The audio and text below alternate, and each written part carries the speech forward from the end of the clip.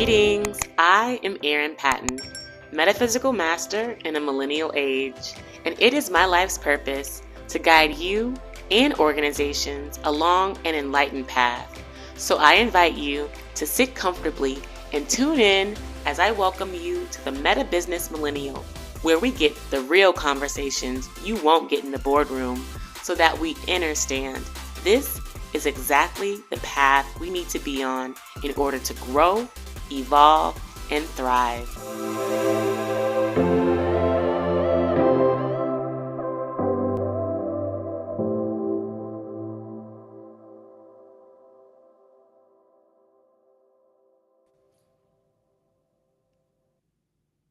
Greetings, I am Erin Patton, also known as Master L, and welcome to the very special live episode of the Meta Business Millennial podcast. We are live across all social media platforms. We're on Facebook, we're on LinkedIn, YouTube, Instagram, and I'm just so happy to be here with you all today.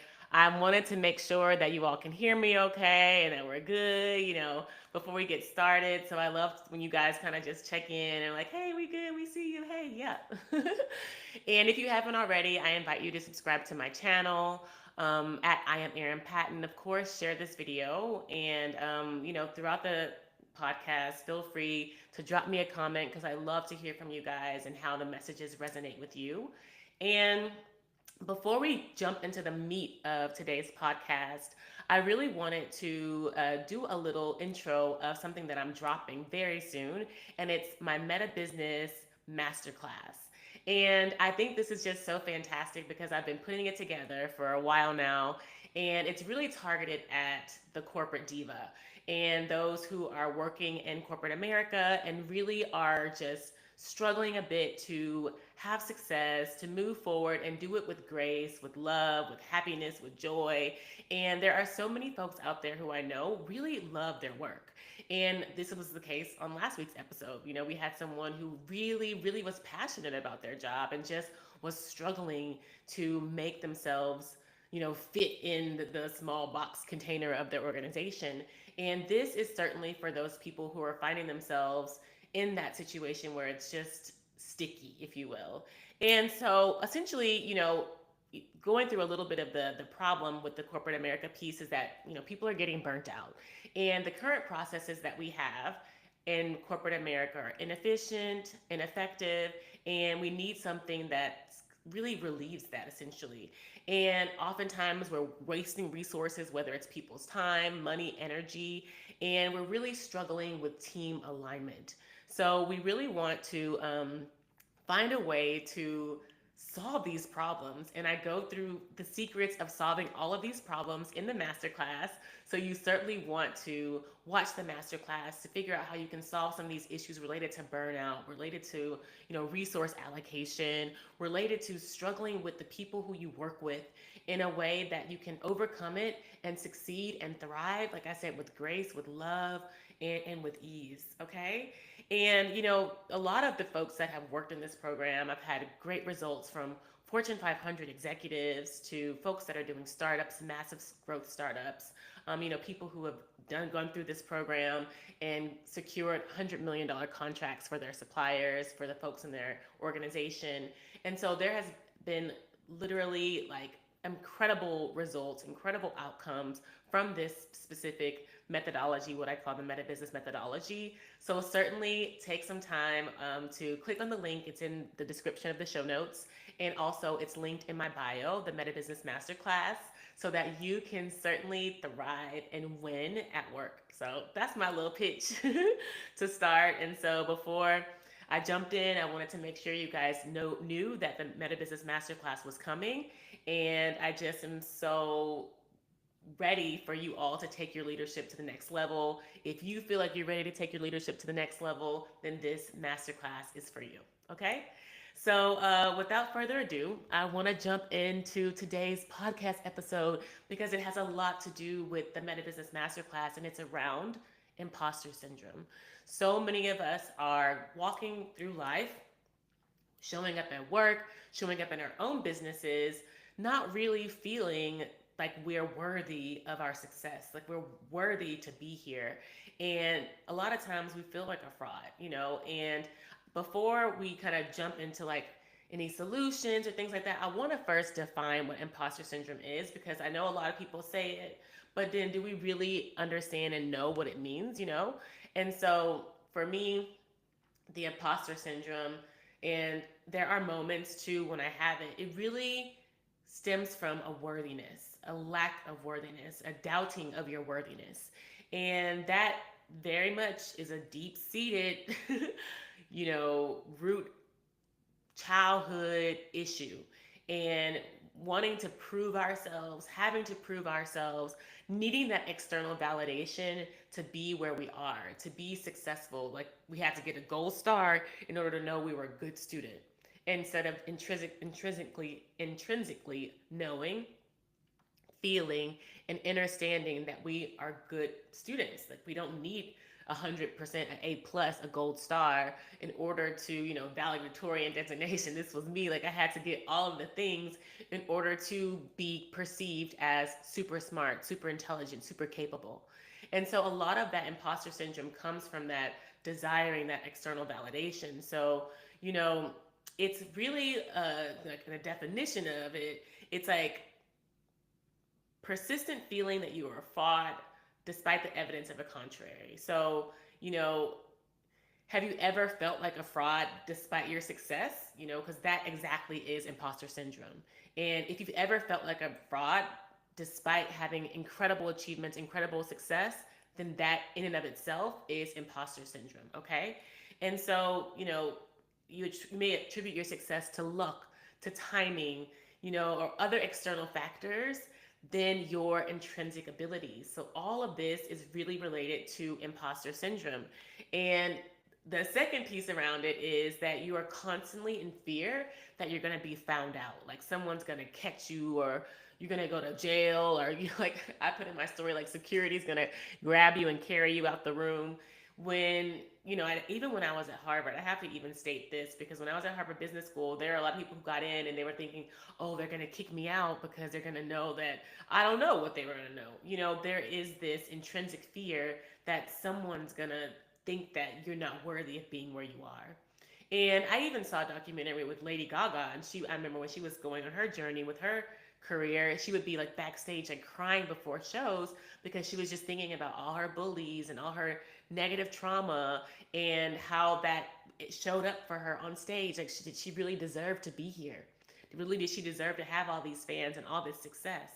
And a lot of people are feeling this, no matter if you are in college, going into your career, or well into your career, accelerating the ranks in your corporate job, or starting your own business, managing your own business.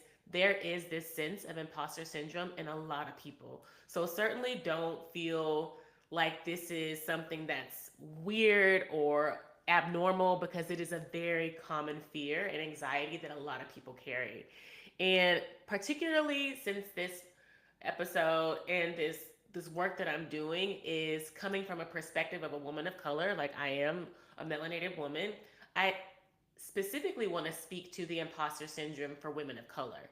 And it's unique because, and this hit me like in my chest, when there is like this hyper visibility for the woman of color, but then there is also this invisibility for the woman of color, whether it be in corporate spaces, you know, um, you know, very celebrity spaces.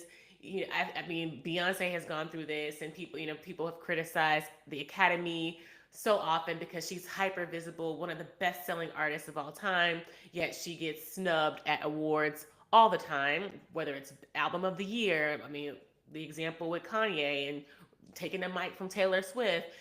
So there is this hyper visibility oftentimes for women of color, and also this invisibility that we have to essentially navigate, or feel as if we have to navigate, due to this imposter syndrome. And so I really wanted to dig into that because, I've experienced that personally, where, there's this hyper visibility, and I've talked about this story so many times around my hair. Like I walk in and people are like, "Oh, Aaron, I love your hair," and da da da da da. And then there could be spaces where the hair is a problem. Like, oh, the hair is too big, or it's too unprofessional, it's unruly, whatever the words that people use around professionalism and hair and curly hair and kinky hair and afro hair, the hypervisibility and invisibility, we don't want to see that shit. So there is this dance oftentimes that women of color are having to navigate around this anxiety of the imposter syndrome and this fear of being found out, this fear of being punished, this fear of being seen and not seen because of who we are. And, these are oftentimes in spaces where we're underrepresented, which oftentimes happens to be corporate America, particularly as we accelerate and rise in the ranks. And as we know, like corporate America is very much dominated by in the senior levels, especially male, white people, however you want to call it. So when we're women of color and navigating these spaces, we want to also be hyper aware of where we stand and who we are. And having that awareness is actually what allows us to succeed because our awareness grounds us into more deeply into who we are. And then we're no longer performing. We are just being, okay? And I really want to kind of move into this next piece around this inner struggle with self worth because this really kind of builds on that, knowing of self, grounding in self, having that awareness of self. And those of you who are joining and feeling me and relating to this, certainly, drop me a comment. Let me know if you've had similar experiences or if this is resonating with you or if you've had, scary experiences or not these experiences at all, because it'd be really great to hear from you guys around that. Because a lot of times, as our resume grows and we start to get more accolades, more achievements, then our self confidence shrinks. So, as our resume grows, our self confidence shrinks. And we got to make it make sense. You know what I'm saying? Because if we are becoming more accomplished in terms of accolades, achievements, awards, visibility, then why is our confidence shrinking? And I know this to be true because I experienced this personally. And there is oftentimes a profound disconnect, particularly for women of color, where when we achieve, maybe there's more competition. We start to see more people as competition. So this makes us more anxious and more self-conscious and also less secure, if you will. And, we get the degrees. For me, I had 4 degrees, two undergraduate degrees, 2 master's degrees from top schools, including Harvard. And by the time I graduated, like I always say, I went from Harvard to healing because my confidence level was like down to the ground. Like it was completely gone. Like I had lost my sense of self in the process of people pleasing, in the processes of wanting to be liked and accepted, and not understanding that not everybody gonna like me.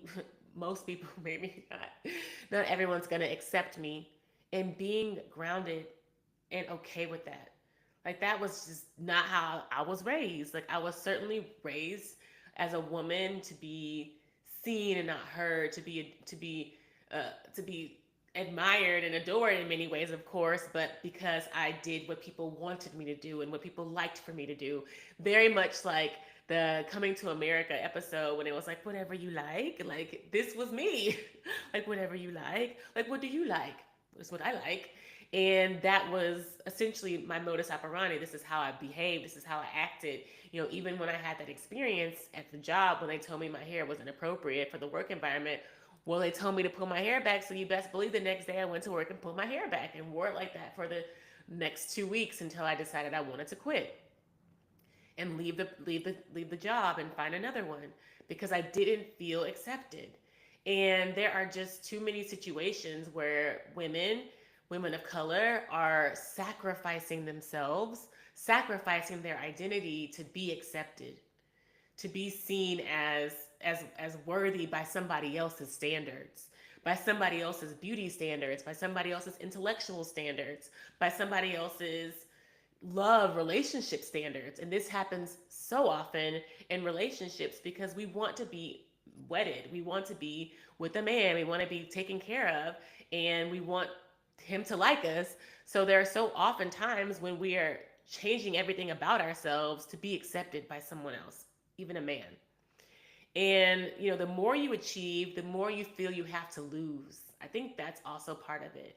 And when we feel like, okay, I got here, I got this man, I got these degrees, and I can't fuck it up because I got this house, I have these bills, I have my family, I have these obligations, and I can't, and maybe being too vocal or being too bitchy or too sexy or whatever it is to something may jeopardize all that I've built and all that I've accomplished.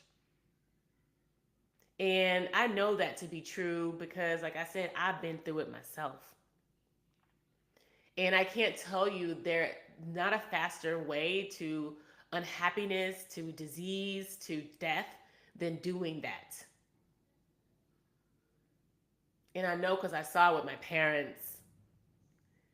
And that's a route that I was like, hell no, I'm not going that direction. I'm not doing the people pleasing. I'm not doing the sacrificing of myself, my beliefs, my body to please other people. So sometimes, in order to find that self worth, it requires being able to let go of the things around you, the people around you, the situations around you to come back to yourself.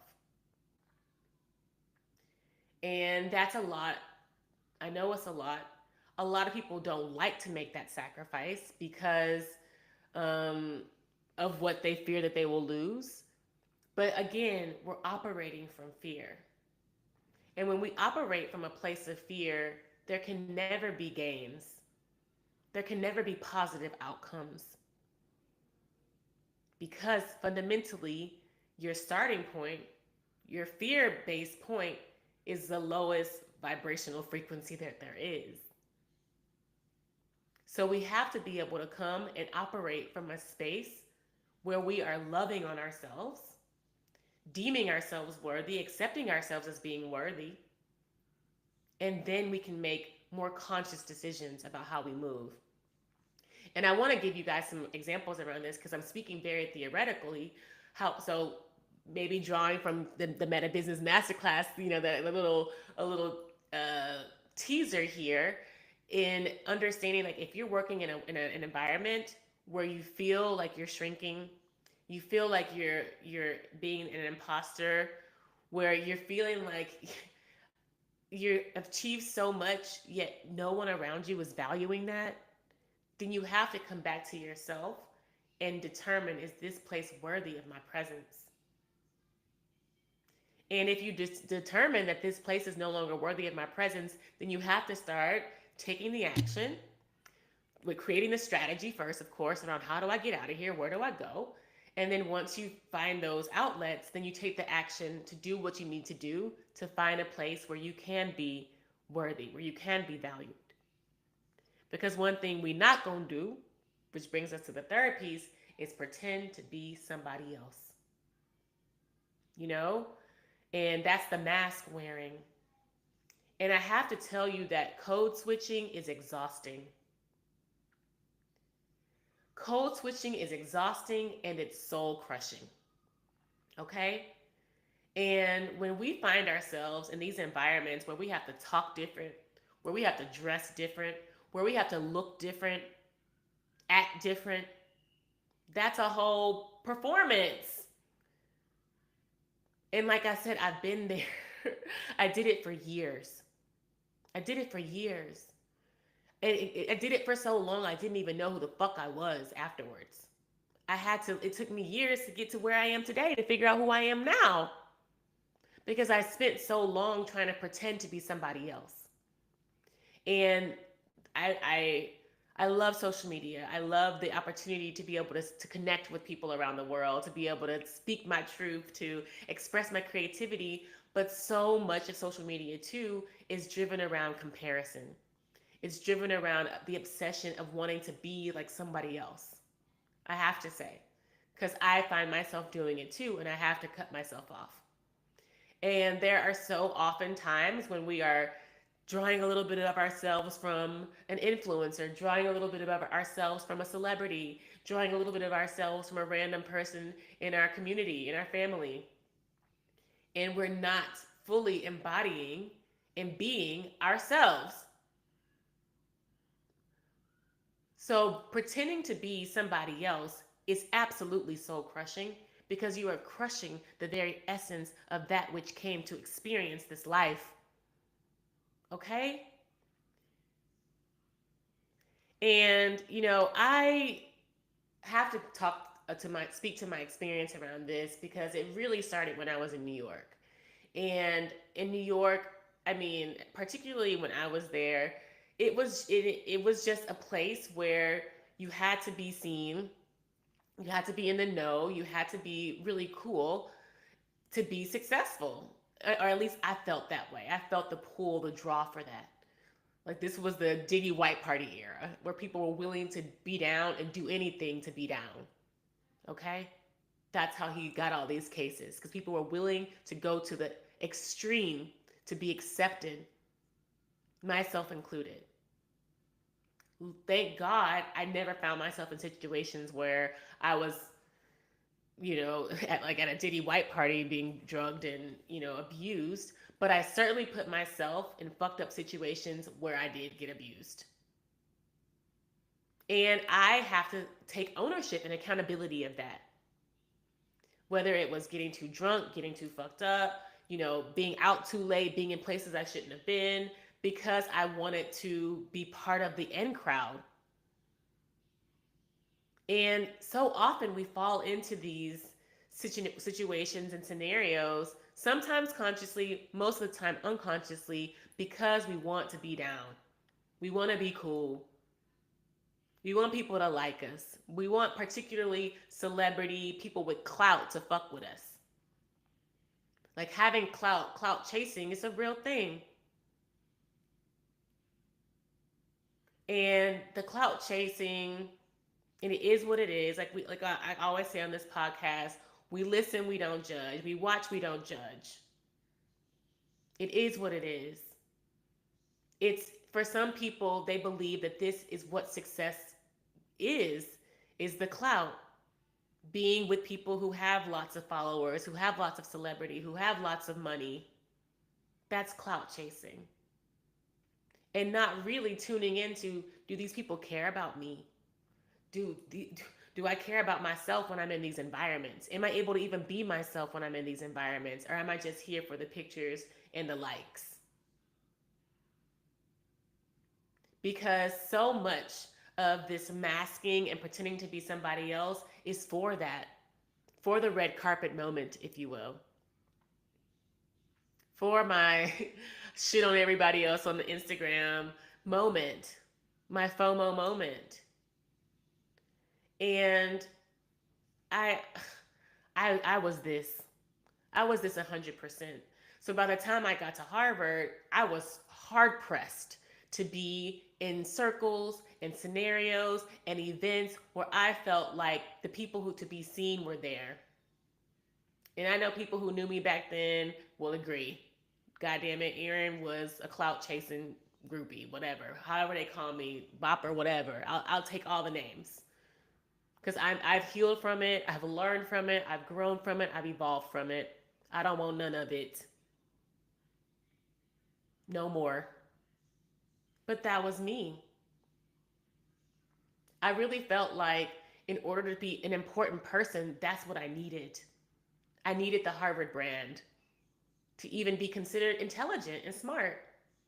And then here I am now, down talking Harvard, talking about how it's mind control and all this, blah, blah, blah. I had to heal after it. Yet you couldn't find anyone who desired that brand and that recognition more than me. So there is something to be said around this imposter syndrome and this masking because it is very real.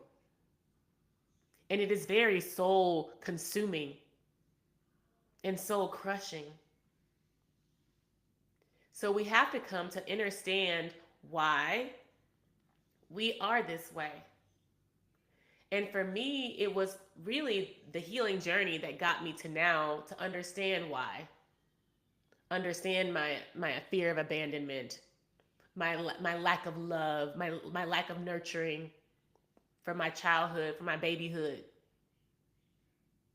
Understanding my desire for external validation and external love because I didn't know how to give it to myself. I didn't have those tools, those lessons. I didn't know how to meditate. I didn't even know what meditation was. All I knew was to go to church, and I was Catholic, and pray to a priest who connected me to God. What kind of fuck shit is that? That's on God. How I feel. Like, what is that? I didn't even know I had a direct connection to God. I didn't know I had a direct connection to myself with God. That's how we start to unravel and unlock and see who we are, know our value, know our self worth. So we don't have to clout chase and chase nobody, no man, no school, no institution, no organization for value. And this is such an important piece for anybody at any age. Our value comes from our knowing of self. Our value comes from us being able to know what we want, dress how we want, act how we want, talk how we want, be how we want to be. But a lot of us don't even know what that is. Because from a very young age, I was taught, oh, Aaron, you talk too country. Aaron, you talk too loud. Aaron, why you wearing that? What you wearing? Why you look like that? Your booty too big. Like, it was so much being thrown at me in terms of my external world, whether it's coming from parents or my grandmother or teachers or people who I looked up to. There was so much that I was trying to unpack and unravel and make sense of and put the pieces together as I was starting to get to know myself as an adult. What is acceptable? What isn't acceptable? But you can't know those things if you don't question it for yourself. And a lot of times we aren't taking that time to question, to get curious, to have that self-discovery. And the self-discovery is the main piece when we're looking at sort of just like the imposter syndrome, the inner struggle with self-worth, kind of weaving back all these different pieces. The inner struggle of self-worth comes from not knowing yourself because you've taken all these bits and pieces from everybody else to kind of piece together this half being. And anyone that's watching this show or tuning into this message wants to be whole, is seeking to be sovereign, is seeking to be an enlightened being who can achieve wealth, who can achieve anything. And that doesn't come from people pleasing. That doesn't come from chasing clout. That doesn't come from, anybody else but you. So when we're thinking about this, pretending to be somebody else and wearing this mask and code switching, because you can code switch within your own community. Whether it be you act one way with your family, you act one way with your friends, you act one way when you're at the club, you act another way when you're at a restaurant, you act another way when you're at work. We have so many different personalities. You act one way when you're performing, you act another way when you're here, when you're in front of a camera, you're a different persona. People have all these alter egos. What the fuck is that about? We one person. We showing up as one being all the time. And I know this is like maybe contrary to popular opinion or popular belief, but here I am. This is what I do in the Meta Business Millennials. I'm the contrarian a bit in this day and time, and inviting us to question that which we've accepted to be true. It may not even be true. What I'm saying may not even be true. I feel the truth of it in my being. Yet you have to discover what's true for you. That's what this journey is about. That's what my journey had been. So when I was going through New York, coming out of Harvard, moving to Detroit, and coming into this more spiritual understanding of, oh my God, where have I been? Literally, where had I been? I had been listening to everyone else's voice, but my own. I didn't even have a voice. And what's so crazy is I would even have dreams. I want to cry right now. I would even have dreams that I would be talking and people couldn't hear me. I would be speaking, trying to yell, and nothing would come out. My throat chakra was closed. My ability to express my emotions was gone. My creative energy suffered because I was trying to please everyone else around me. And this is, thank you for the blessings. Yeah. And so I I'm really just wanting to continue to inspire people around getting into a space of ownership and owning themselves and loving on themselves and seeing the value in that. Because oftentimes we don't. That's the worthiness piece.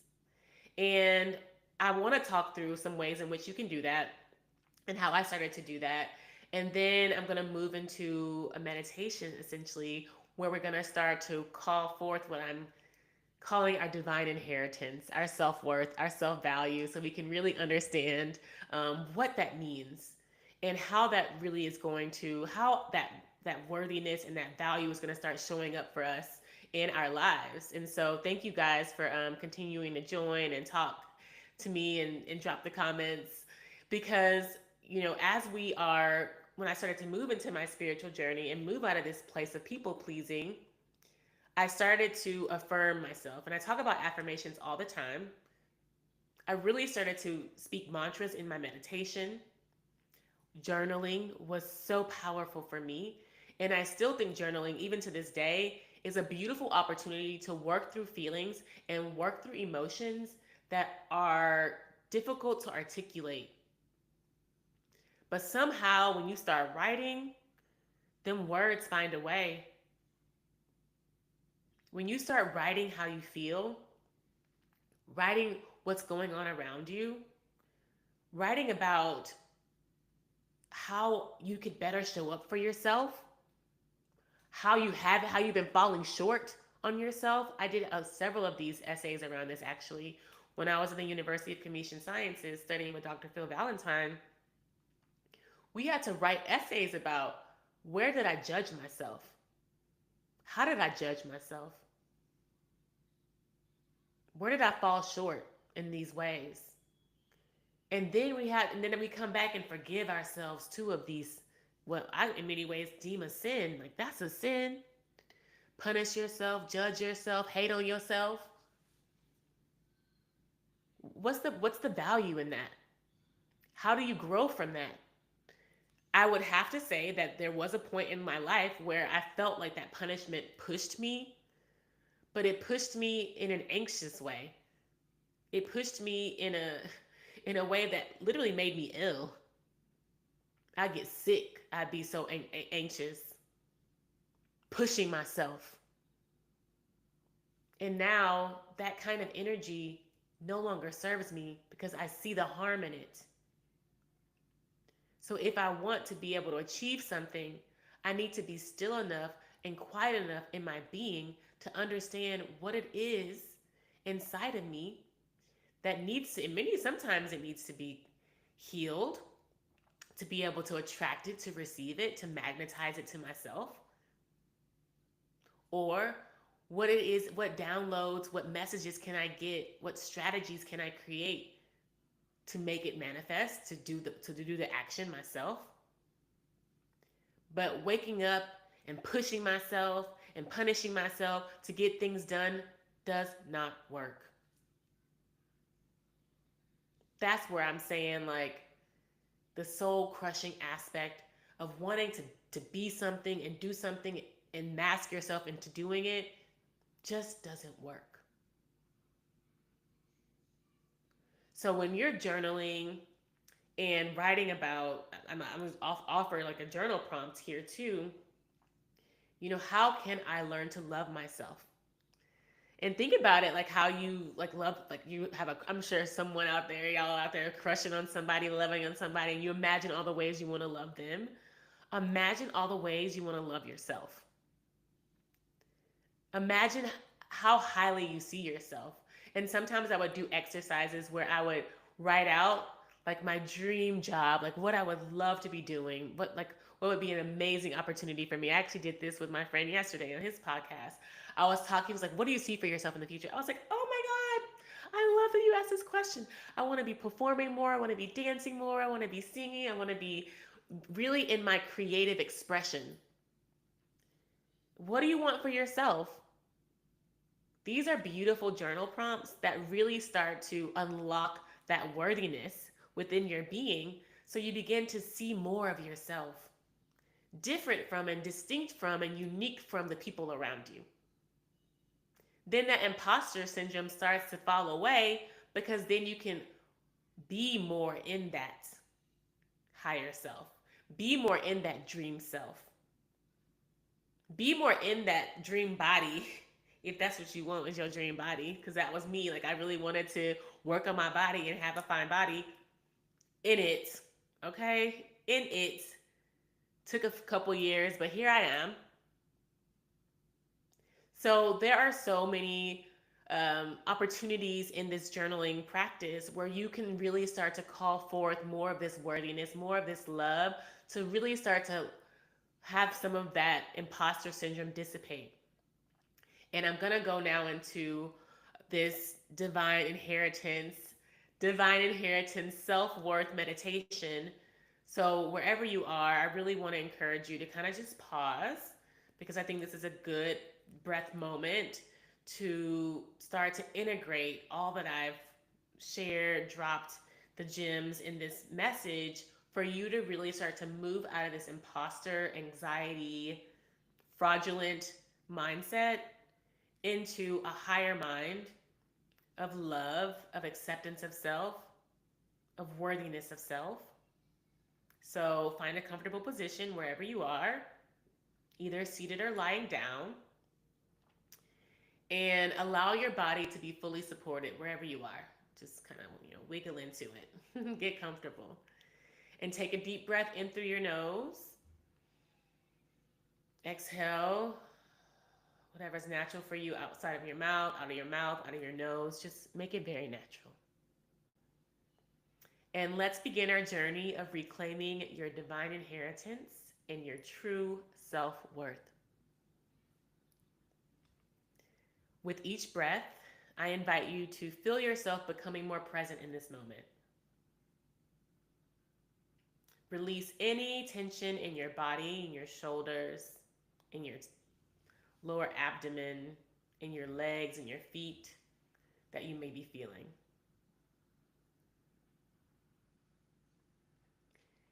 And as you're breathing, bring some awareness to the thoughts that this question of your worthiness brings to you, the thoughts that question your worthiness, those familiar whispers that say you don't belong, that your success is just luck, that others are more valuable or more achievable or more successful than you. And simply observe those thoughts. Observe those thoughts without judgment. Now just imagine these thoughts as masks you've worn. So personas you've created to feel safe in a world that hasn't always made space for your authentic self. See these masks clearly. Acknowledge how they've protected you, but also how they've hidden your true light. With your next breath, imagine gently removing these masks one by one. Feel the relief as your face, your true essence, is revealed. There is no need to perform here.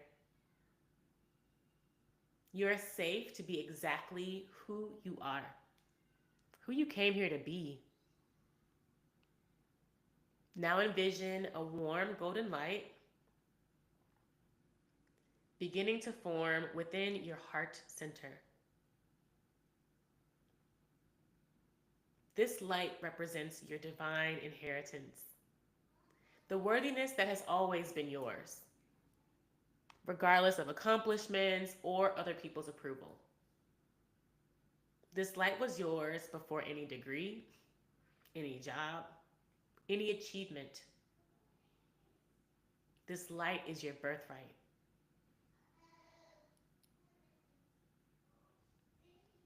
As you breathe in deeply, allow this golden light to expand, filling your entire being. Feel it flowing to every part that has felt unworthy, every part that has felt fraudulent, your mind that has doubted, your voice that has been silenced, your spirit that has been diminished.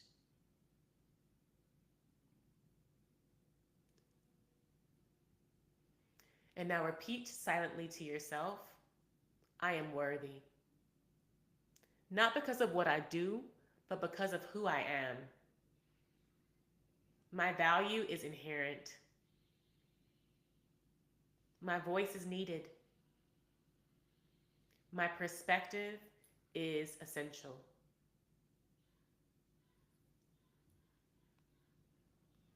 Now, imagine yourself standing in your full power, unmasked, unapologetic, radiating with confidence of your divine inheritance. See yourself bringing this authentic presence to work, your relationships, all areas of your life. Know that you don't have to earn what was always meant to be yours. Your seat at the table, your success, your joy, these aren't accidents. They are reflections of your true essence, your true nature, and they are finally being recognized. Now, as we close this meditation, I want you to make a commitment to yourself. Each time that doubtful voice, that punishing voice, that judgment voice comes up and speaks, remember this golden light in your heart, the golden light of your divine inheritance, your inherent worth, your inherent worthiness. And you will always choose authenticity over performance. You will claim what is rightfully yours. Now take one final breath in through your nose, out through your mouth.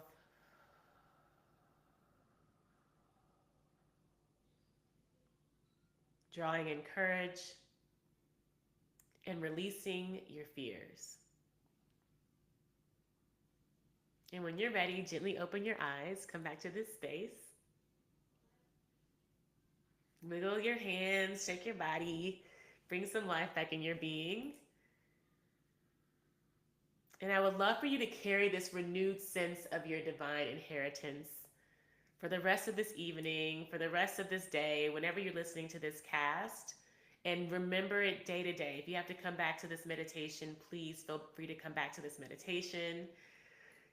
Oh, that was beautiful. I'm so glad you liked that.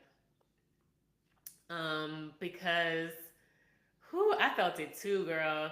It was really good for me too. I think that we have to know that we are enough. You are enough. You have always been enough. Okay, we have always been enough. And the world needs us. The world needs you. And I got chills saying that because I feel like we do the masking, we do the performance because we don't know how much we are valued, We don't know how much this world needs us just the way we are. Why God make us so unique? Why we all have different fingerprints? Why we all look different? Even twins look different. We all have something unique to bring to this world as conscious beings of light. And we must begin to trust, know, and walk in that truth. And when we don't, hey, I got my days too. I have my days when I'm not able to really fully embody this. Like I certainly felt this way earlier this week. This is what inspired this podcast, honestly.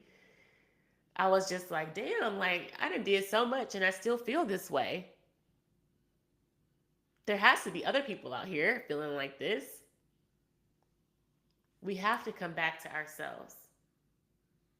We have to trust and know what God has planned for us. And that comes from a deep inner knowing of self, that I am needed, I am worthy, I am loved. And I just really encourage all of you all who are on this path to walk in that truth. And if you need support in doing that, feel free to DM me.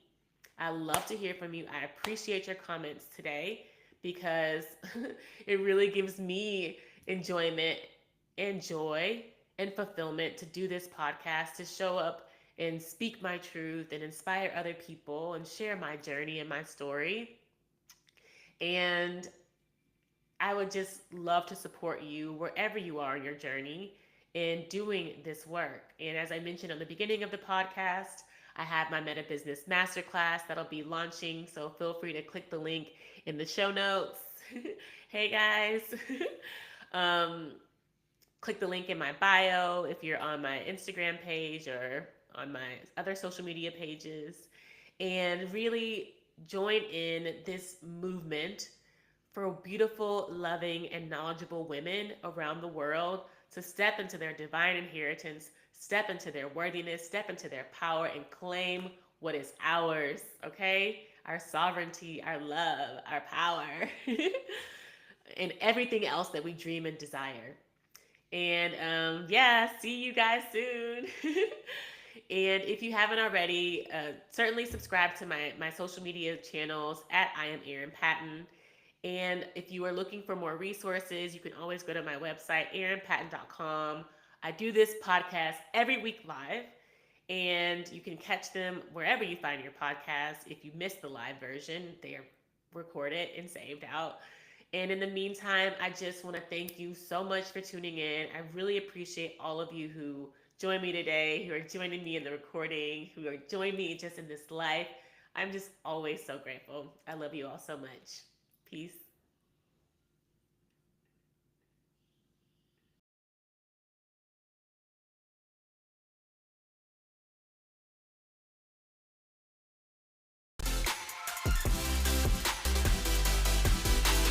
Did you really love this episode of the Meta Business Millennial Podcast? Well, I am honored, and I appreciate you subscribing, leaving a review, and sharing it with your friends, because your feedback allows us to co-create more enlightened conversations.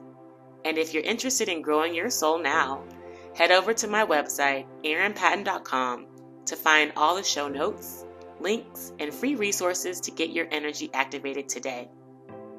In the meantime, stay bright, my friends. Much love and light.